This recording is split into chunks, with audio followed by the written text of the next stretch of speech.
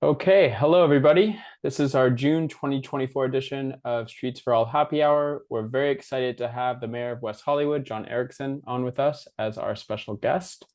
Before we get to our conversation with John, we're going to tell you a few updates on our efforts in Sacramento, give you a quick update on Measure HLA, talk to you about a really exciting new initiative we just launched called Hill to Sea, a very exciting announcement about a new membership program we have coming, and go over a couple wins and fails of the month.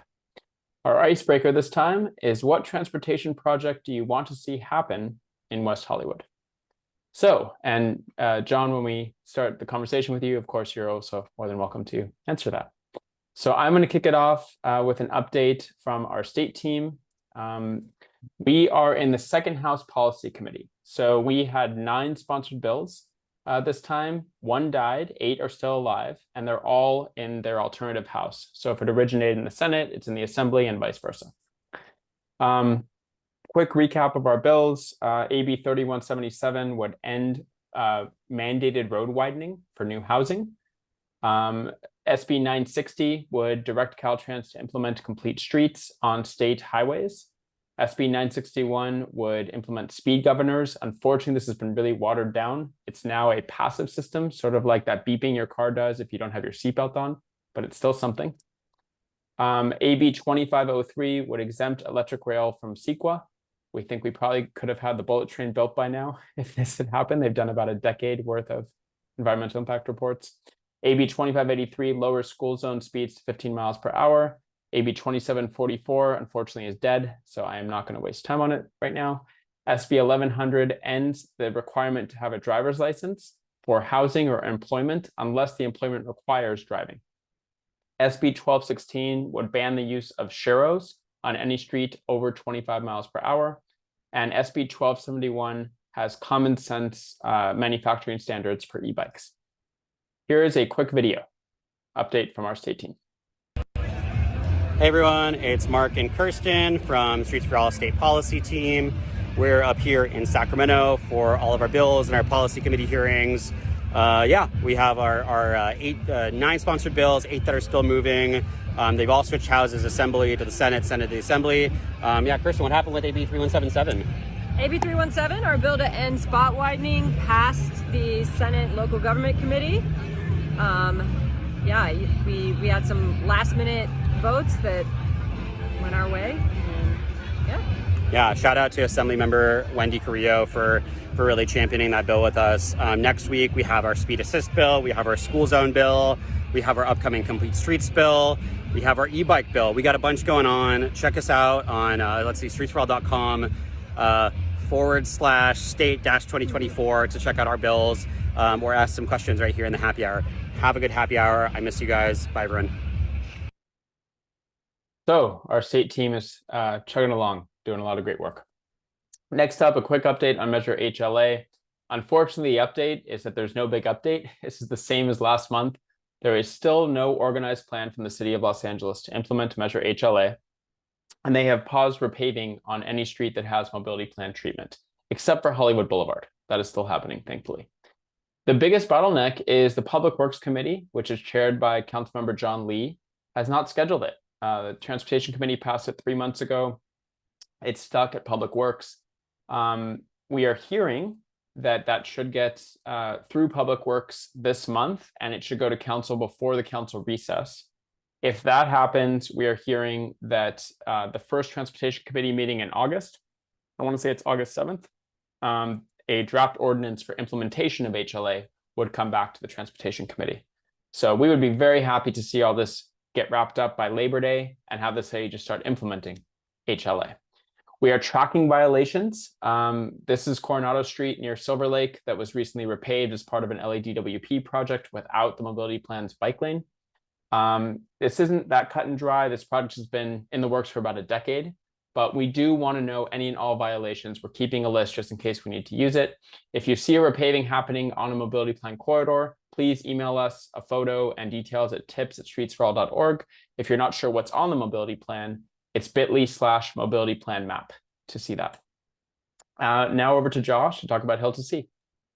Thanks, Michael. I was thinking about the icebreaker this week, and I realized I haven't been to West Hollywood in a little bit, and that's because it can be really hard to get there when you're not driving.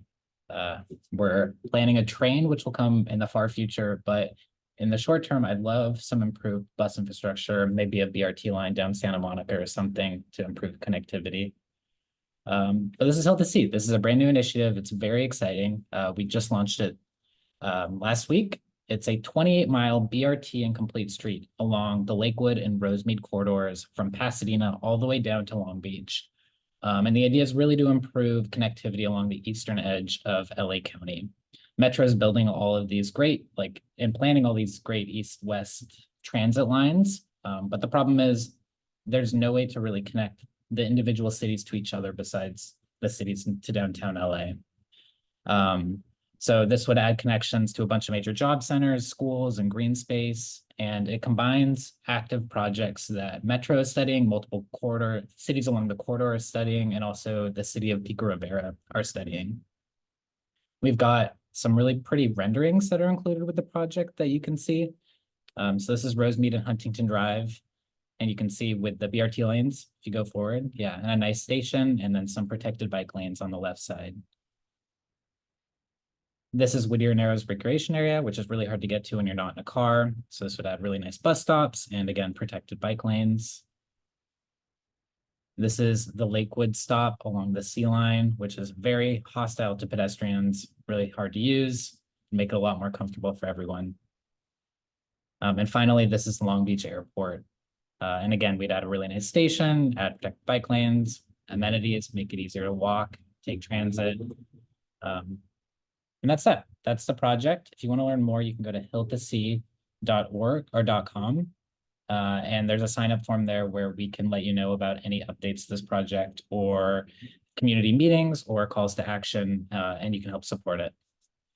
Next is going to be Meredith to talk about our new membership program. Thanks, Josh. Hi, everyone. My name is Meredith Starkman. I serve as the Director of Strategic Planning at Streets for All. I'm super excited to be here today to officially, you're the first supporters and community members to ever hear this, that we are launching our membership program, our membership club. If you've ever been to an event with us or any kind of recent advocacy event where I've been there, you've probably heard my spiel. We are a tiny nonprofit. We function because all of you are so supportive, and we're really excited about this members club to get our community more involved. And so there are 3 tiers that you can select from. The first is the pedestrian advocate, and if you could find it in your heart and your pocket to donate to Streets for All $12 as a monthly recurring donation, you would receive 1 special edition SFA sticker sheet, voting for our endorsements and our projects, a special members only secret bike ride, which I'm very excited to plan and launch, and exclusive member only events. And then the second tier is our cargo bike advocacy tier.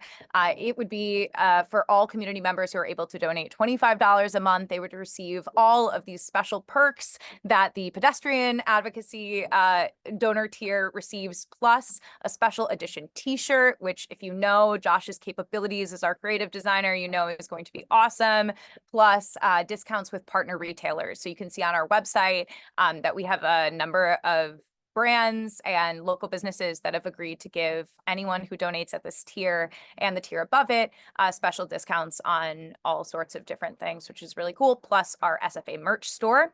And finally, if you could find it in your hearts or your pockets to join the bus advocacy tier, it is a $50 monthly donation. You receive everything that the pedestrian and the cargo bike tiers receive, plus you get a special edition hat. These are only available to members, so people can't purchase these. You have to be a recurring donor in order to get these special merch items that we're about to drop.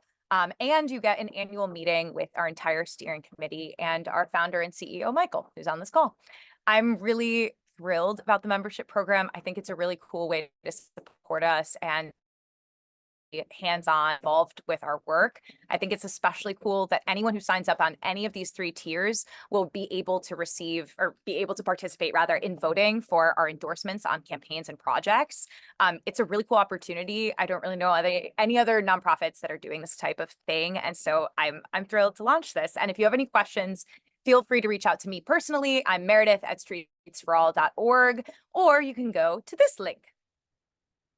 And this is going to give you all of the info about our membership program. Again, you're the very first people to hear about this. We are officially launching over email tomorrow, but it's super thrilling. It's really exciting.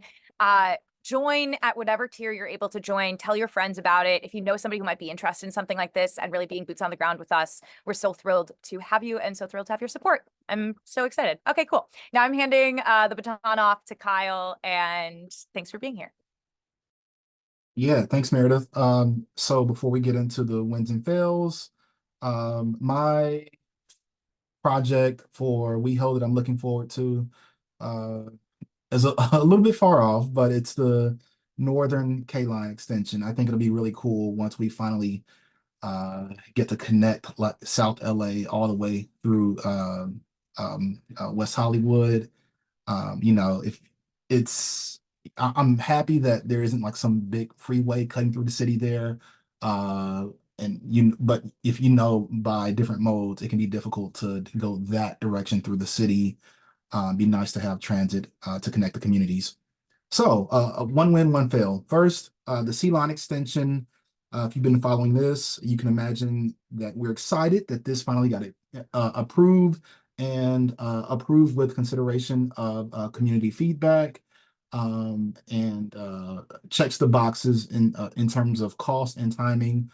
It was the agency's preferred option, the hybrid option, which you know, looks to mitigate all of the community concerns.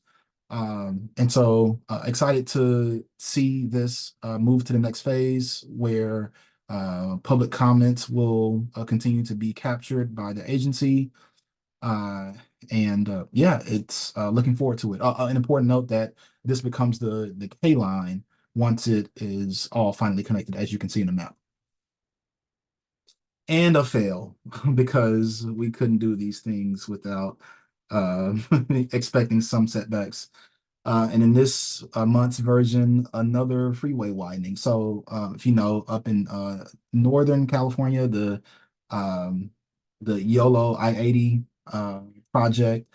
And this one is particularly notable because the former deputy director of Caltrans raised questions and was ousted from or demoted from the agency. Ousted. And it was because she thought that the agency may have been using funds for not for widening, of course, on this project.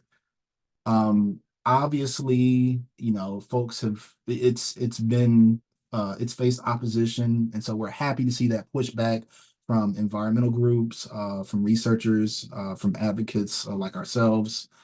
We hope that this will cause some full stoppage of the project, but we'll have to wait and see from this point. So that's it for wins and fails. On to Michael for some final remarks before we get to our guest. Thanks, Kyle. If you want to help out, if you're inspired by our work, please subscribe to our emails and socials, streetsprawl.org/get-involved to subscribe, to volunteer, to donate, and Street Sprawl on all the social media platforms. So I am so excited to have our special guest, the mayor of West Hollywood, and my friend, John Erickson, on with us. In the 4 years that John was elected mayor or elected rather, to the West Hollywood City Council, who he's now mayor. He's been a leading voice on economic inequality, COVID recovery, social justice, housing, and homelessness and sustainability.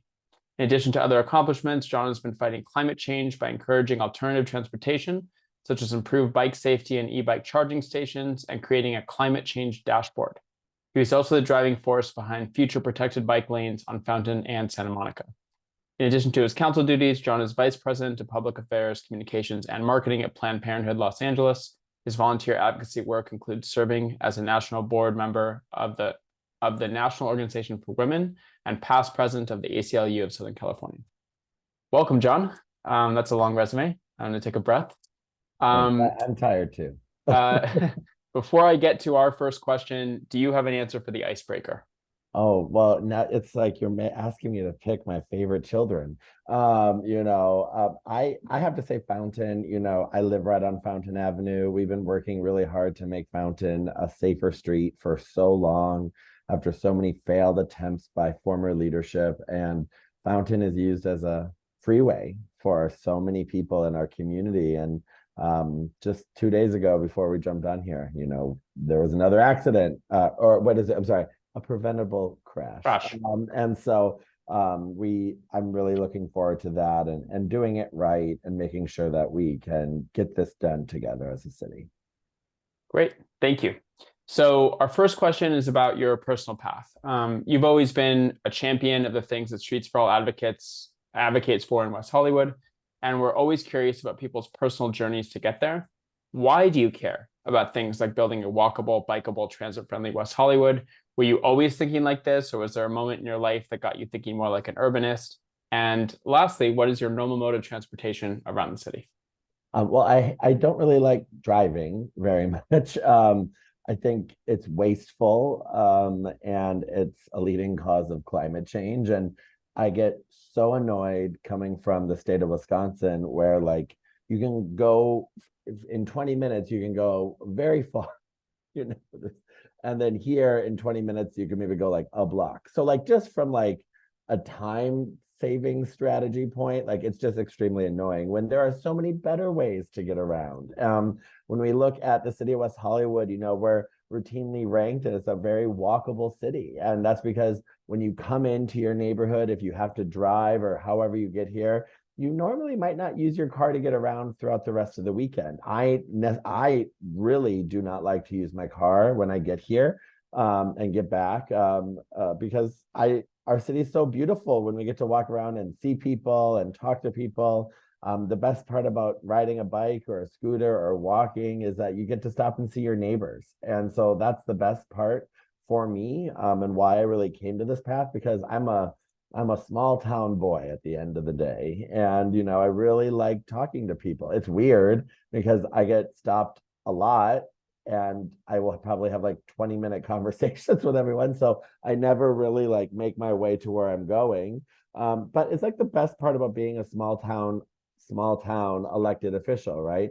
My primary mode of getting around is I do drive. My office is downtown by USC, but when I get the ability to, and I have been really trying to document this more, is like I will walk up to the red line, take the red line to the Expo line, and the Expo line lets me right out by USC where my office is for Planned Parenthood. And then I get back on, and it's like 30 minutes. I can read a book, I can send some angry emails, hate tweet some people I don't like. I do things like that are a much better use of my time. Well, we're glad you're not tweeting and riding your bike, and hopefully not crashing while you're doing that. But funny story, if I may, 2 years ago when I was whatever, council member or mayor pro tem or whatever, my phone, when I was going to do an interview for the LA Marathon, I was riding my bike and they wouldn't let me through for some reason. And some security guard jumped in front of me, and my phone randomly went on Instagram Live, and another transit champion who we all know, Vice Mayor Chelsea Byers, actually tuned in and watched me tumble head over heels on my Vela bike. So, I'll try not to do that in the future. We're glad you're safe. Over to you, Kyle, for the next question. Yeah, thanks. So John, these are rich stories, and it makes us a little curious about your path to this point. So you've been a champion for the things that we just asked that. Sorry. Next question. Oh, I'm sorry. Yeah. Fountain in Santa Monica. In late 22, the council passed a motion directing staff to implement the bike lanes and wider sidewalks on Fountain. They later followed with a similar treatment to Santa Monica, but since then, not much has been done. Could you give us your perspective on those projects? Where are they and why there have been some delays? What do you think when do you think they will go into the ground? Well, hopefully the pilot program for Fountain starts here shortly. I can't remember when we got a last update about it. We have a capital update on our next agenda. So in 2 weeks or in a week, I think the one thing that I deal with a lot here in West Hollywood is that many of you have said that, we are such a car-centric city, even though we like to promote walkability. So when you have very loud voices screaming about taking away a parking space or a bike, or to do a bike lane or something like that, there's a lot of rigmarole that occurs. The Fountain project took priority over Santa Monica, but it worked into the Santa Monica connectivity for the bike lane. So essentially what happened is anything east of Sweetser, anything east of Sweetser to La Brea, we're studying the block by block analysis because Fair and Pers that did our survey of Santa Monica Boulevard didn't really do the block by block analysis on where we can actually effectively add a bike lane on Santa Monica Boulevard without really, impacting certain flows of traffic. It's a long, very technical study, but it's all available if you want. But what we wanted to do is then how do you have Fountain, which needs to happen because it's just a huge liability to the city no matter what, right? Something has to happen.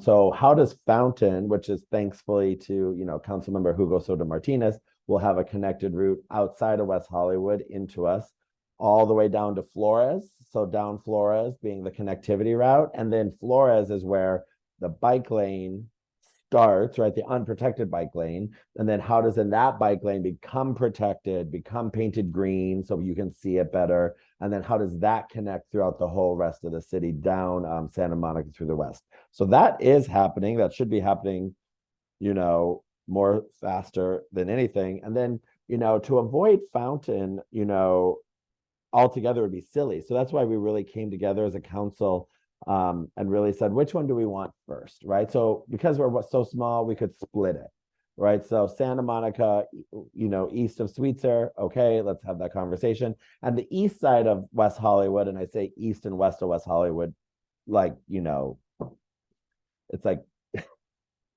10 square blocks, so it's not that big, right? I live on the east side of West Hollywood, right?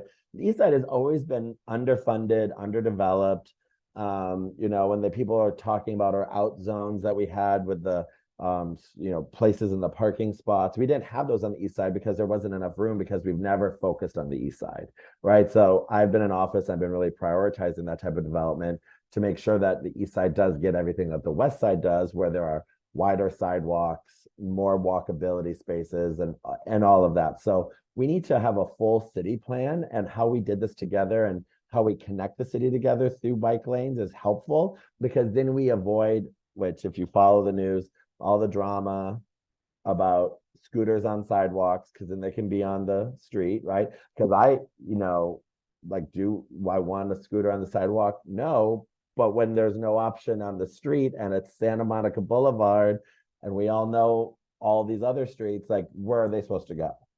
And so we need to work together as a city. And I'm glad that the Fountain total streetscape plan was actually a unanimous decision. And getting 2 of my colleagues to vote for that was a really hard task, but we all worked on it together. And I'm really proud of where I think we're going to go as a community to get Fountain connected to Santa Monica.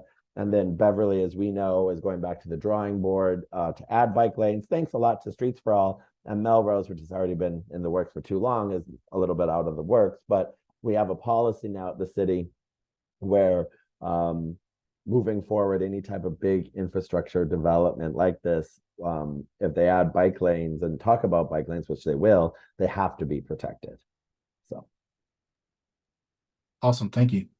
Love that new policy. Yeah. Next question is about the K-Line Northern Extension. Yes. So the city has launched an effort called Finish the Line, which aims to entice Metro to accelerate the Northern Extension of the K-Line into West Hollywood and ultimately, hopefully, to the Hollywood Bowl. Metro just released updated construction estimates, which basically the costs have somehow doubled. Wanted to ask you where the city is at in getting the funding together to accelerate the project, and what do you see as next steps in the efforts? Will we be able to take a train from West Hollywood to LAX in our lifetimes? Well, yes, our natural lifetimes, maybe not. No, I'm joking. So 2 weeks ago, before we kicked off WeHo Pride, happy Pride Month. It is June after all, so fitting that we're here. I actually flew up that morning to Sacramento to testify in the Senate Governance Committee meeting for Assembly Bill 761, which is, I think that's the right bill number, but it's being authored by Assemblymember Laura Friedman, our next Congress member, if God is good. And that is a very technical bill that only really will benefit the city, essentially, but it's an enhanced infrastructure financing district. So essentially, the fanciness for this is that if we are able to get a TIFIA loan from the federal government, where it's normally 45 years, we can make it 75 years, and just matching up the standards for these loans. So that would allow us, and we've already put these things out, to bond out the ways in which we as a city could provide the same types of financials for our role and allotment in the Northern K-Line extension. And we have to continually show that to Metro, that not only we have the community support for it, but we can finance it as a city, and we can work in partnership and play at the table in the same way that the city of LA and the county of LA and hopefully the state of California can. So that passed 7-0, even though there was some opposition, and it should pass throughout and go to the governor and have it be signed, thanks to Supervisor Lindsay Horvath and pushing that forward and through. That is kind of the biggest next step that we've really had. Oh, I did get it right, 761. That's good. And so what really is happening with that bill then next is that, and actually, if you like to go to weho.org /council agendas, or just type in WeHo agenda, item 5A on our last meeting, which was Monday, has a complete Metro update. And what I'm going to talk about next is how do we project the financials that we are putting out there. So if this law passes and we're able to secure a TIFIA loan, we are able to show the financial feasibility for us to afford what we would need to for the portions of West Hollywood having this. Measure M passed overwhelmingly. We know West Hollywood wants Metro and the Northern K-Line extension. And so I think that having this ability to move us up in that timeline to get to the actual answer is possible, will happen. And because of all the great work that our partners have been doing, especially at the county with the Metro Board, we're going to name it the Lindsay Horvath Express at the end of this, because she's really helping lead the way there, right? But we are all extremely dedicated to getting this done, and having the ability to not have to get in our cars, to be able to do these things, to connect down to the purple line, and then go over there to all that we need to do. And also it will change the nature of our city in many ways, right? The projected growth revenue of the Northern K-Line extension is the most prosperous one of all the different options, right? And so it got the highest results when we did the comment period. So I'm really successful that when Metro here releases the DEIR, we're going to see some good stuff, and we're going to provide comments and then keep pushing it forward as fast as we can. Thank you. Over to you, Kyle. All right. So you mentioned scooters earlier, and we're curious to probe more into this. I think the relationship can be sort of described as schizophrenic. Allowed, then banned, then allowed again. And then now folks can see the delivery robots that are moving about. Where do you think the city is with micromobility? Do you support like having a permanent program?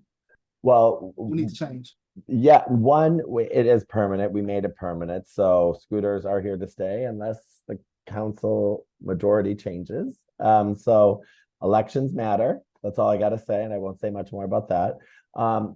Because there are people that hate scooters that have never ridden a scooter in their entire life. And that always is, for me, like as a politician, like experienced and as like a policymaker, like, I don't know, that's never really set well with me, right? Like, my mom always made me eat my broccoli, and she said, if you hate it after you eat it, like, you don't have to eat it anymore, right? And now I like broccoli, so there you go. But it took me a while. That's a horrible analogy to get to the issue of scooters. But what I ultimately have to say with our micromobility transit options is these are really great tools for people that might not have a bike or might be at, one end of town and want to get over quicker. To have the built-in infrastructure that we're working on to cohesively work on that way that you can get out of cars and onto a scooter, for example, are critical. We had two contractors in the city that were part of the pilot program that kept getting extended and then extended and then extended again. And we finally voted to make it permanent. And now we only have one, which is Lime, because Bird, I won't get into the back and forth, but Bird was not a good partner in that way, unfortunately, when bad faith negotiations. And so it's here. And it is a compromise, right? In so many ways. You know, we had 300 scooters, now we have 200, right? At any given time in the city at max. But the thing that I always look to is like, are people using them? And the answer is overwhelmingly yes. The numbers themselves on usage are just insane. Over the past 3 years of the pilot program, I mean, it was like 300, 400, 500,000 rides. I mean, you don't get these types of numbers. Even where I live in east of West Hollywood, the hot spots of where people were going to and from, the quick jaunt from La Brea over to Gardner, or from Gardner, where I live, down to you know, the Rainbow District, it was insane, was a large amount of people. And so we need to keep that moving forward, because when I ran for office the first time, and Michael can attest for this, because the number one question we are always getting asked on every meeting was, are you going to bring back the scooters? I mean, like that was, I mean, it was the middle of COVID. It was 2020. And the number one question wasn't like, hey, how are you going to help me stay in my apartment? It was like, hey, can I get a scooter?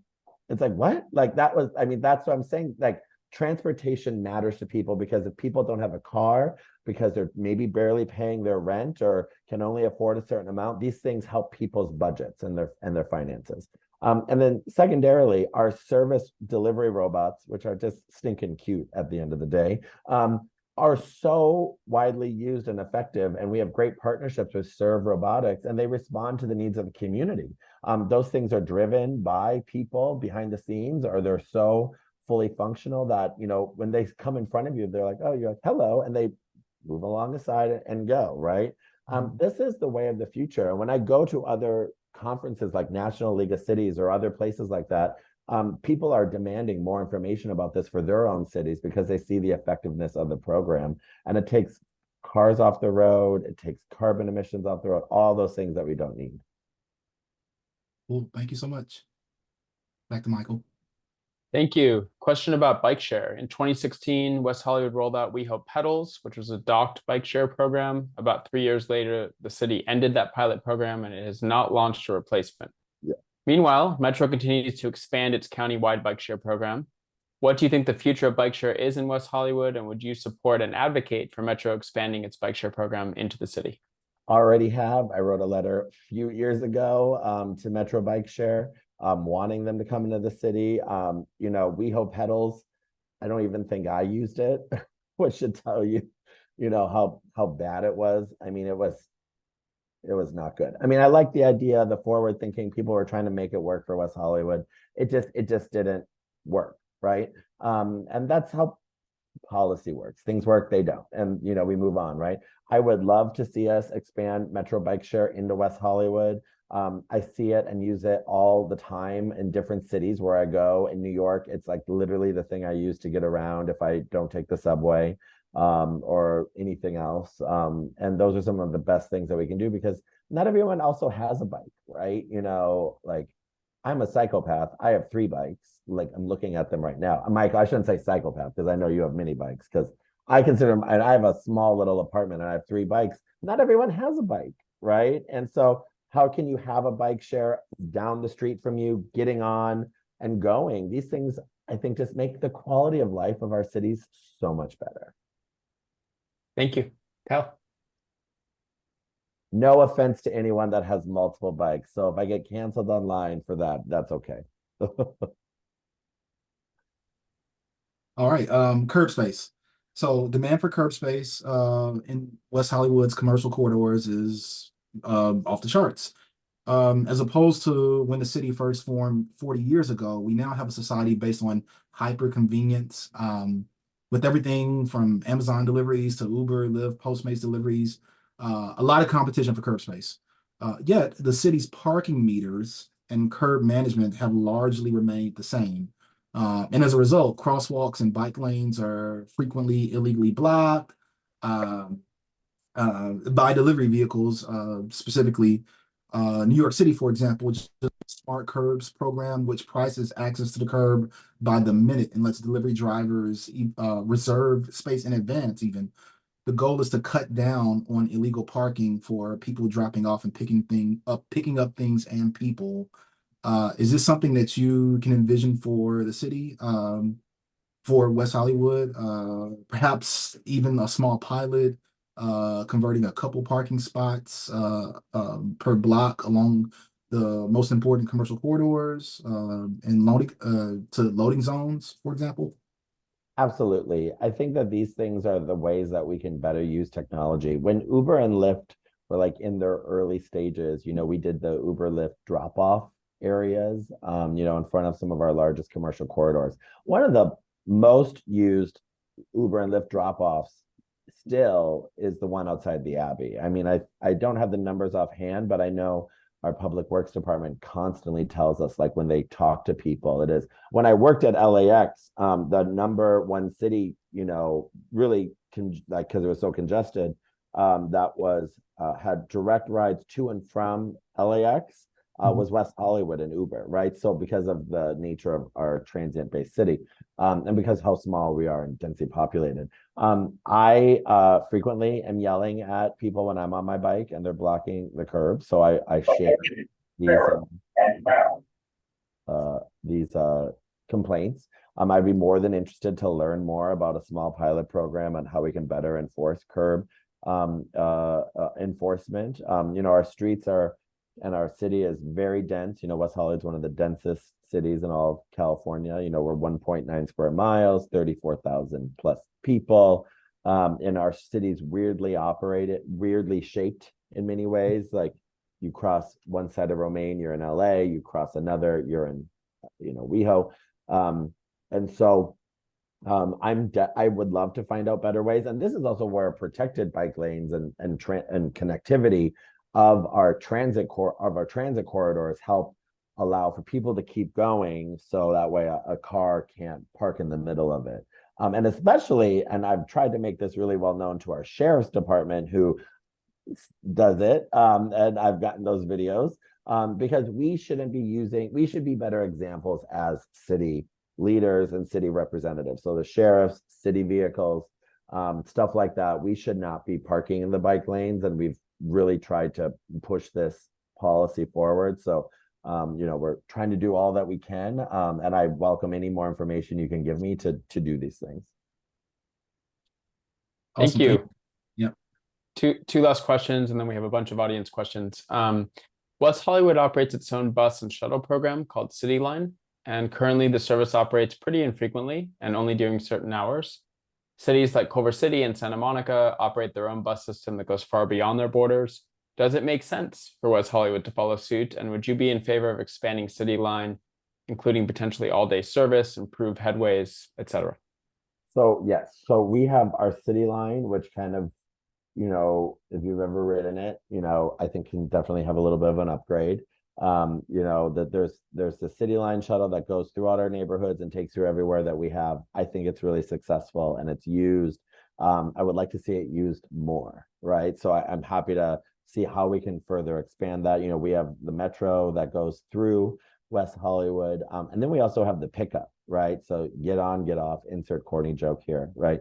For the Friday, Saturday, Sunday nights, where it's a free trolley that goes from La Brea all the way to Doheny. What we are doing there is, I think, trying to build our own shuttles, connect buses in that way, while we're trying to work with larger partners, with the end goal always being, I think, the Northern K-Line extension. Like I think that, that is ultimately the end goal of all policies that we're trying to do. I mean, forever, God, if we still have it, I should probably know, right? We used to have a shuttle that on the weekdays would take you all the way up to the Red Line. I should probably know if it's still in existence. I can't remember off the top of my head. But you would pick it up at really obscure places like City Hall or you know, somewhere else like that, you know, and how do you get there if you don't have a car, stuff like that. So, you know, I would be happy to partner with other cities. You know, we're a part of the West Side Cities COG. You know, West Hollywood itself is surrounded on 3 sides by LA, and then Beverly Hills to our west. And so, you know, we have some obstacles when we are trying to do stuff, and you know, and it is a game of politics at the same time, you know, and how we can continue to push, I think, an aggressive transportation agenda, because transportation connects to housing, it connects to business, you know, success. I mean, they all play a part of each other's well-being. You guys should do an express bus to LAX from West Hollywood. I will send you the staff report that I did many years ago. I don't know if it ever made it to the agenda. I wanted an express bus to LAX, and then I wanted one to Burbank, because, you know, fly out of Burbank if you can. And I used to work out of LAX, right? So there you go. But, you know, and I can't remember the cost estimates. I'll try to find it for you, Michael. I think you'd find it interesting, because we wanted to do something like that for the same reasons that I'm sure you're thinking about, for why it would be so widely used. Over to Kyle for the last question. All right, thank you so much. This one is about Willoughby, Vista, Gardner, where the red car used to run a long time ago. But you know, it resulted in like extra wide residential streets. Previously, the city used the streets for diagonal parking, and currently has a project to implement traffic calming there. And bike lanes as well, on Vista and Gardner. Is there an update to this project? When do you expect it to go on the ground? Yeah, so everyone's favorite topic that is now becoming the political punching bag of the season in West Hollywood, which is so lovely. You know, I'm really trying to find out what the answer is, right? I think, you know, the answer is when I sit down and talk to people one-on-one when they're, you know, not engaged in the city, because I usually think non-engagement means people are normally fairly happy. And in West Hollywood, I go, what's going on? What are your issues? What are your problems? And I'm like, can I get a trash can here? Can I get another dog waste receptacle? Like, okay, anything else? No, great. With Gardner and Willoughby, it got taken over by people that, you know, I think had a very specific political agenda, and I won't go into much more about that, but I think it made it really unfortunate, because they really scared people. A former council member drove people to a community meeting decrying that we were going to remove all the lanes on Fountain, and then took people to this meeting on Willoughby and Gardner when they weren't even talking about Fountain, and people were like pissed about that. And you're like, well, wait, you're not talking about Fountain? No, we're talking about this, right? And cities have to operate within spectrums, right? So when we put out a study for the Willoughby Gardner Streetscape Plan, which is a part of our transportation and mobility plan, which has been in the works since 2013, 2014, 2015, right? This was always going to happen, and we voted for it.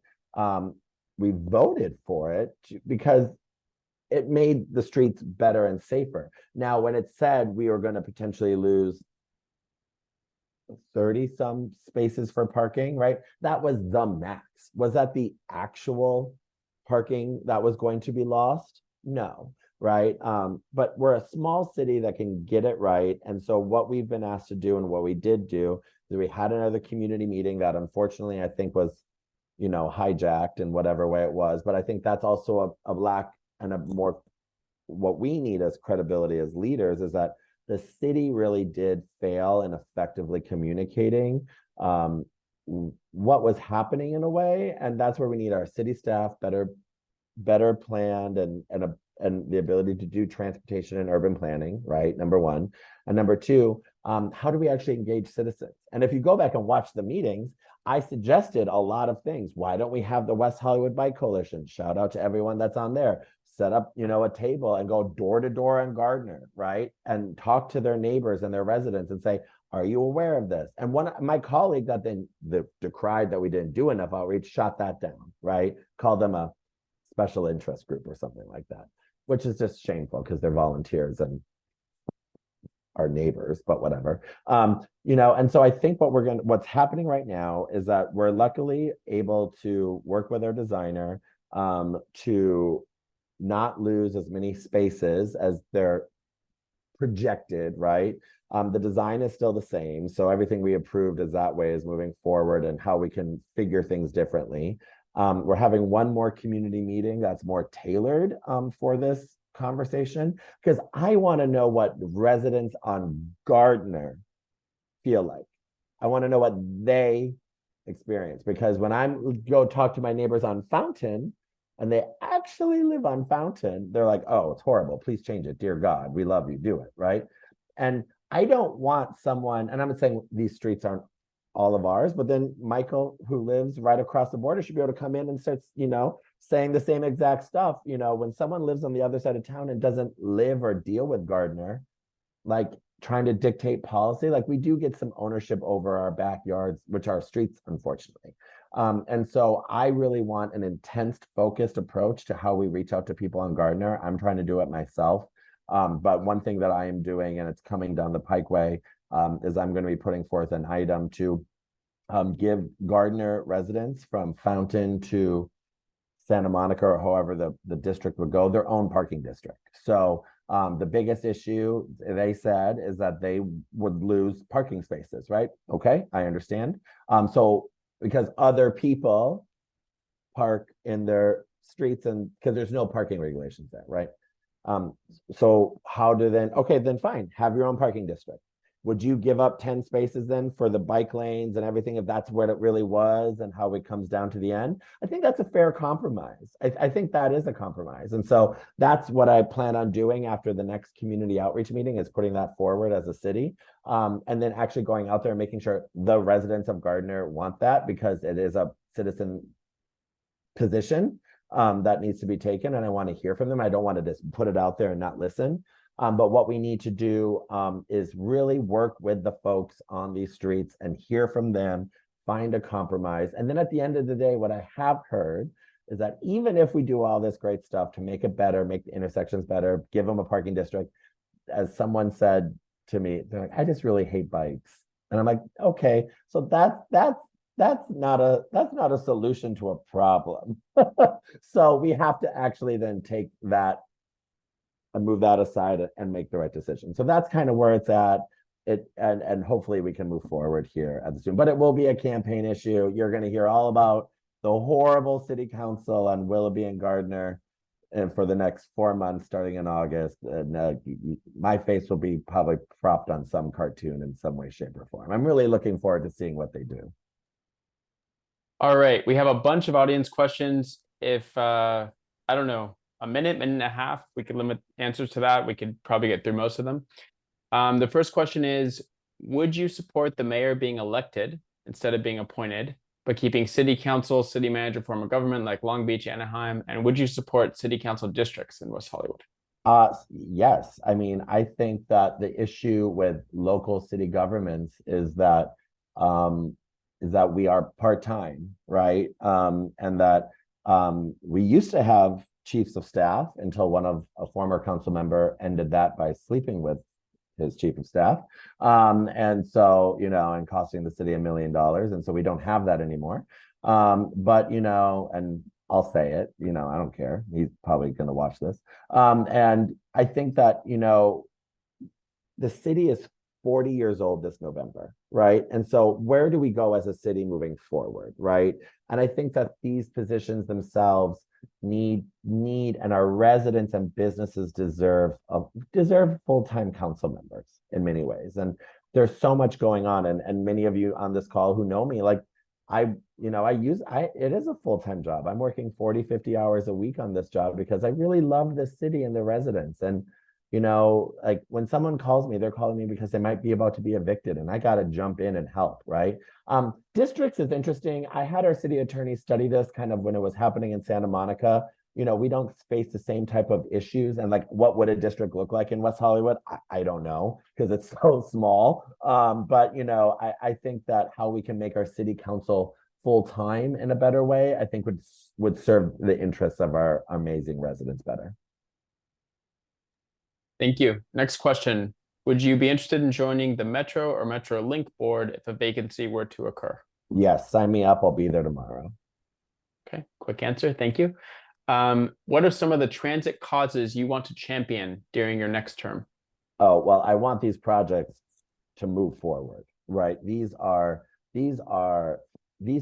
city future projects, right? This is how you change not only the nature of your city for the better, in my opinion, but the nature of Los Angeles County, right? Everyone knows that old adage, best way to get into Hollywood is to take Fountain. Well, Betty, I don't agree with you because that's my Nat backyard.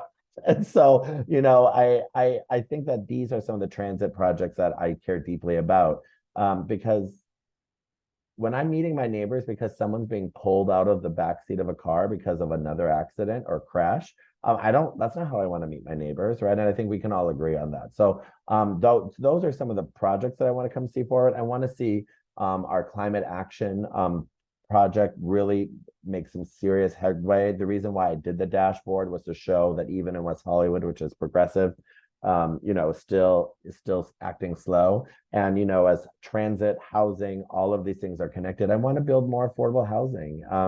And I want to make sure people can afford to live here and be here. And, as a young queer kid from Wisconsin who's been in the same apartment for 12 plus years, right? Because it's rent controlled. I want someone else to have that opportunity as well. And that's why it matters who serves on the council, right? Is it renters or homeowners? Is it people that have worked a minimum wage job in the last 5 years or not? Do they take the metro? Do they ride a bike? Have they ever not had health insurance? These are questions you should ask who your city leadership is, because you're going to have a very different experience if the answers are all no to those questions. Thank you. Next question. As a geographically small municipality that is also a popular destination for non-residents, how has it been coordinating with nearby cities like LA and Beverly Hills on active transportation and transit improvements to improve access to West Hollywood? Yeah, so we have our West Side Cities COG, which does meet to talk about a lot of these issues and try to figure out ways in which our cities can work better. When I see stuff going on better on bike lanes in Beverly Hills and it's not happening in West Hollywood, I kind of take notice to that. And I want that to occur better, right? Culver City, Beverly Hills, and Santa Monica are different cities in West Hollywood. We're a contract service city. They have their own public works department, police department, schools, all that stuff. So it's a different city in that way. So they have more access to different resources than we do, and staff and timelines. And so, yes, I've also, put together monthly or bi-monthly meetings of all the mayors in this, West Side, so we can all kind of talk about issues that are going on in our city. That's been started. Julian Gold, the former mayor of Beverly Hills, started that, and I'm continuing it. And we're all kind of dedicated to doing that, and trying to see how we can all make sure we stay in touch. And also like supporting good people like Hugo, making sure he tells us. So because people are like, well, Fountain ends at La Brea, but now we can say no, actually it's moving forward because of all the work that we're doing in our neighboring council districts. So we have to know each other. We could do two more. The city indicates the implementation of the detailed Vision Zero action plan was to start in Q1 of 2024. Could you give us an update on what has been implemented and what one should expect to see in Q2, Q3, and Q4? Well, Vision Zero plans themselves, I think, are a litany of successes and also failures. Vision Zero itself in a city like West Hollywood, where we don't have the type of infrastructure I think built out to really help imagine a Vision Zero city, is unfortunate. And so we have accidents that occur. And that's not okay. Any accident is not okay, right? But that impacts our Vision Zero score. And so I'm skeptical of Vision Zero plans, not because I don't support them, but because I want them to work, right? I want them to work, but how do we, for 40 years, the city never prioritized bike infrastructure, and like figuring out ways to exist without the cars. And now we're coming in, I'll say 36 years from when I got elected, right? And now we're coming in saying, hey, we have to reinvent the whole city, right? And so we're a far ways off. So what I will do for that, because that's a really good question, is I'm actually going to ask for a quarterly update on Vision Zero in our council agendas moving forward. So that way, not only it's visible to the public, which is what we should be doing, but it's also visible to us as a council. So that way we can imagine a Vision Zero city, but we have to do that through, I think, a better process than probably what we're doing right now. Thank you. Last question. The West Side COG is planning a network of bus lanes, including one on La Cienega. Do you support additional bus lanes in West Hollywood on La Cienega? Yes. La Cienega, it's interesting. So La Cienega, there was the old bikes and hike station right there. And then the moment you go south of that station where that bus stop is, you're no longer in West Hollywood. So that's not West Hollywood. The hookah place, which is great right there, that's not West Hollywood. The one street up, the building right next to it is. And so those are mostly LA. I would love to have a bus lane on La Cienega, so the buses would be able to have more transit, right at Melrose. I'm sorry, the buses would be able to go faster on La Cienega during high traffic hours.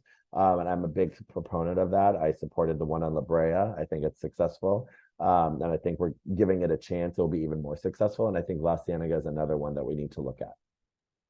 Thank you. In our last few seconds, do you have anything you'd like to leave our audience with? I want to thank Streets for All. I want to thank all the people on here who definitely care about these issues in such a way that, I share a lot of concerns, right? And I'm not gonna sit there and not say that, like, the city did fail on these issues for a long time. They failed on them politically, they failed on them in actuality as well. For a long time, nothing got more than 2 votes on the council when it came to creating better infrastructure projects. And that's not acceptable, right? That's not okay, because these are actually quality of life issues, right? You can't say you're the most walkable city if I think you're not the most bikeable city at the same time. I think they play in hand. And so while, like, I love this person, Wes, I think it's a great comment. It does suck biking to WeHo. The mayor's the first person to admit that to you, Wes. 100%. But I am dedicated, and Michael knows this, and many of you know me, that, like, we're gonna get this done. Like, come hell or high water, like, these projects matter because our lives are directly better as a result. And so I know, please, hopefully one day it won't be as bad biking to WeHo, because I don't want to be the mayor of a city like that.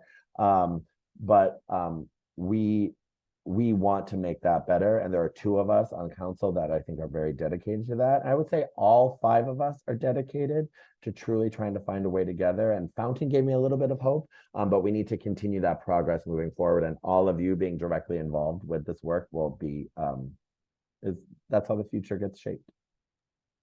Well, that's a great message to leave on, of hope. John, thank you so much for your time. Thank you to everybody that came out and asked questions. I'm sorry we didn't get to all of them. We did get to most of them. John, best of luck in the campaign, and I'm sure we'll be speaking soon. Have a good night, everybody. Thanks all. Thanks. Bye. Bye.